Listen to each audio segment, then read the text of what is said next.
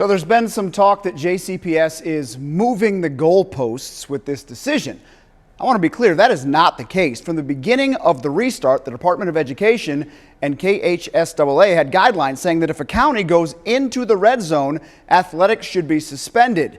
Now, you could argue that the threshold is too low, with red meaning an average of 25 cases per 100,000 people daily, and that's fair. But nothing has changed. The guidance has been clear. If you go red, athletics stop, and asking JCPS to do anything different, now that would be moving the goalposts. I know I'm supposed to stick to sports, but Twitter was down for 90 minutes tonight, and I didn't know what to do with myself. I use Twitter almost like a news feed, a completely reliable, 100% accurate source for information. Without Twitter, I missed the initial news that Le'Veon Bell signed with the Kansas City Chiefs, and I would have had a great GIF response. Without Twitter, I wouldn't be able to get highly thought out, totally unbiased advice on who to vote for in the upcoming election, especially on a night when both candidates are taking part in town halls.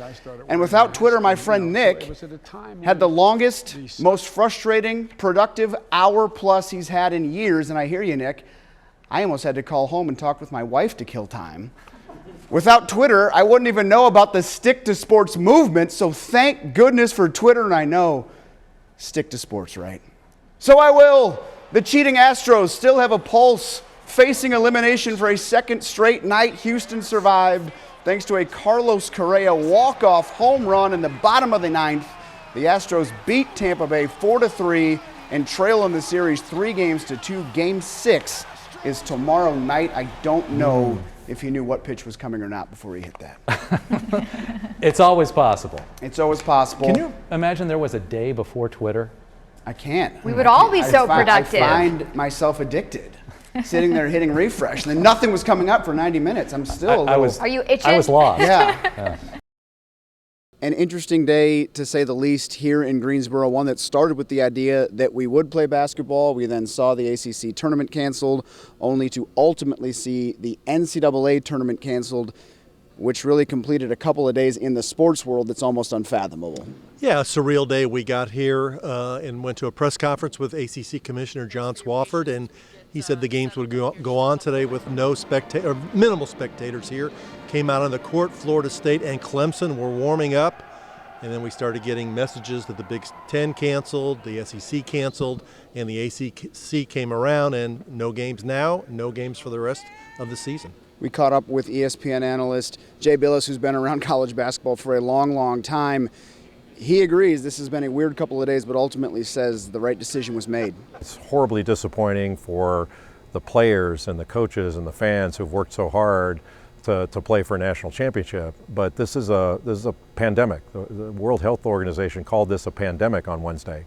And this is about slowing the spread of this virus and about flattening the curve so that it doesn't spike and overwhelm our healthcare system. And the NCAA, the ACC, all the conferences and all the member institutions have to be, like all of us, responsible global citizens in doing our part to help stop the spread. This just isn't about sports. It's about being a responsible global citizen.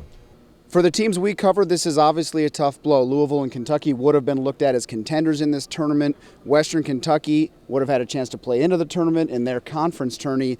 And Indiana looks to have ended a drought by beating Nebraska and getting into the NCAA tournament, but now they'll never know if they made it or not. I want the selection committee to go ahead and tell us who would have been in the 68-team field so we can settle the debate between Archie Miller and Joe Lunardi, who had it right. I'll go with Archie Miller. I think they would have made the field, but you're right. Either Louisville or Kentucky had a chance to be a Final Four team this year, certainly a Sweet 16 team, and now we're not going to know, but it'll be a great sports debate moving forward. No real debate amongst most of the people here in Greensboro. The right decision was eventually made by the ACC and the NCAA to cancel the tournaments moving forward. For Rick Bozich, I'm Aaron Matus in Greensboro, North Carolina for WDRB Sports. So we finally get baseball back, only to see a weather delay in the Yankees and Nationals game. 266 days without the game and then another stoppage. How on brand for 2020. Things looked different, especially with no fans in the stands, but some things never change, like Giancarlo Stanton hitting titanic homers, Yanks leading at the time of the delay. Baseball is back. Eric, it's a national holiday in my mind. Baseball starting. The Reds open the season tomorrow against Detroit. I asked Cincinnati sports fan Chris Mack what he expects from the Reds this season. I just hope we're not 15, 20 games out of first place by the time we're in game 45. You know, a shortened season should help, should help the Reds. I sure hope it does. Put me down for 33 wins, 33-27. Conservative pick, but we'll take it. Mack and his team are back on the court after a 2-week quarantine due to some positive COVID-19 tests. As of Monday, Mack is allowed to spend 4 hours of practice time a week with his squad. Mack says compared to normal years, his team is, of course, behind a bit right now. A lot of work to do. But, Chris, will there be a season? I'd be lying if I didn't say I wasn't concerned. We're going to have some type of season. Dr. Fauci is talking about a vaccine being available in November, December, January. The Lou City players have heard the criticism about back-to-back losses at the new Lynn Family Stadium. They have a chance to quiet the naysayers Saturday night against winless Sporting Kansas City 2. Lou City hosts KC twice this coming week, Saturday and then again Wednesday night. At this morning's practice, the boys in purple upbeat, laid back, even if the fans are getting restless after the restart of the USL season. It's a tough start, but we have Saturday's game live on WBKI. Wednesday's match is live on WMYO. Back to baseball, Dr. Anthony Fauci threw out the ceremonial first pitch before tonight's Nats game, and cue up the social distancing jokes or the flattening the curve remarks. My guy Mark Blankenbaker asked if this was the worst ceremonial first pitch of all time. Fauci, well, he might make the top 10, but worst first pitches ever have to include Carly Rae Jepsen, who spiked the throw directly into the ground. 50 Cent definitely makes the list. Big windup at the southpaw just a bit outside at about a 45-degree angle. Red Sox fan Jordan Leandre also airmailed his first pitch, which was bad news for the photographer. Watch this behind the plate, or don't watch. Oh, man. And maybe the worst, Cincinnati Mayor Mark Mallory, who hit an umpire directly to the left with his toss, who then threw him out of the game.